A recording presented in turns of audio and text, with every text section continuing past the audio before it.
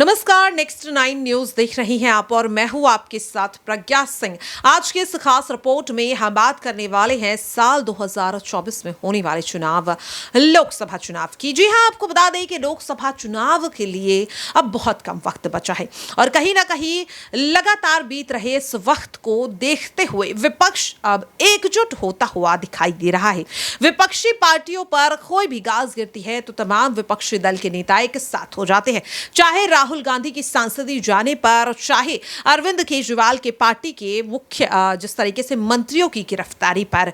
यहां पर जब भी कोई इस तरह की बात सामने आती है तो कहीं ना कहीं तमाम जो विपक्षी दल के नेता हैं वो एक साथ खड़े नजर आते हैं। यहां तक कि जंतर मंतर पर पहलवानों का जो प्रदर्शन चल रहा है उसमें भी तमाम विपक्षी दल एक साथ होते हुए नजर आ रहे हैं, जो इस बात की ओर इशारा कर रहे हैं कि कहीं ना कहीं लोकसभा चुनाव में अब जिस तरीके से विपक्ष एकजुट होता हुआ नजर आ रहा है, इससे मौजूदा सरकार की मुश्किलें पड़ सकती हैं। मुश्किलें तो यहां पर देश के प्रधानमंत्री नरेंद्र मोदी की भी बढ़ती हुई दिखाई दे रही हैं, क्योंकि जिस तरह से पहले हिमाचल प्रदेश और अब कर्नाटक बीजेपी, जिस तरह से वर्चस्व बीजेपी का अब खतरे में पड़ता हुआ दिखाई दे रहा है। न केवल बीजेपी का वर्चस्व बल्कि प्रधानमंत्री नरेंद्र मोदी की कुर्सी भी खतरे में पड़ती हुई दिखाई दे रही है। अब आपको बता दें कि इसी कड़ी में विपक्ष की तरफ से सांसद संजय राउत ने एक बार फिर से सरकार पर हमला बोल दिया है। आखिरकार क्यों?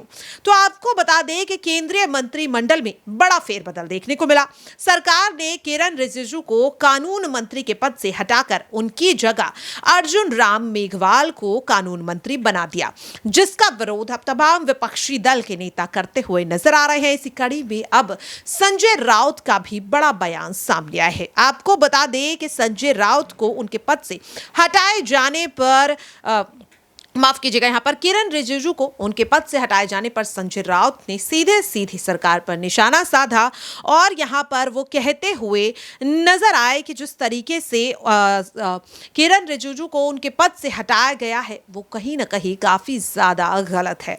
और इसके लिए अब संजय राउत ये भी कहते हुए नजर आ रहे हैं कि अब सरकार को उन मंत्रियों से काफी ज्यादा दिक्कत हो रही है जो उनके समर्थन में फैसला नहीं सुनाते या उनके समर्थन में बात करते हुए नजर नहीं आते। यही वजह है कि अब सरकार उन मंत्रियों को उनके पद से हटा देती है। जिस तरीके से आपको बता दें कि किरण रिजिजू को उनके पद से हटाया गया, इसे लेकर तमाम विपक्षी दल के नेता सीधे सीधे सरकार पर हमलावर होते हुए नजर आ रहे हैं। आपको बता दें कि सिर्फ संजय राउत ही नहीं बल्कि ऐसा ही बयान यहां पर राहुल गांधी की तरफ से भी देखने को मिला। अगर बात करें यहां पर तो और भी तमाम विपक्षी दल के नेता सरकार के इस फैसले पर तंज कसते हुए नजर आ रहे हैं। यानी कि लोकसभा चुनाव से पहले एक बार फिर से विपक्ष को मुद्दा मिल गया है सरकार को घेरने के लिए। लेकिन ये तो बयानबाजी है और हमेशा चलती ही रहती है। लेकिन सवाल ये है कि जो विपक्ष अब एकजुट होता हुआ नजर आ रहा है, एक साथ होता हुआ नजर आ रहा है, क्या चुनाव तक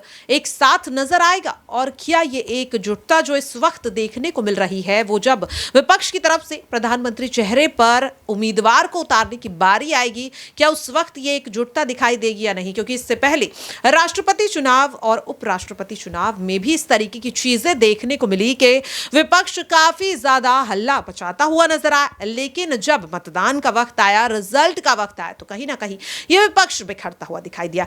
क्या ऐसा ही कुछ लोकसभा चुनाव में भी देखने को मिलेगा? अपनी राय कमेंट बॉक्स में जरूर शेयर करें। बाकी ऐसी तमाम खबरों के लिए देखते रहें नेक्स्ट 9 न्यूज।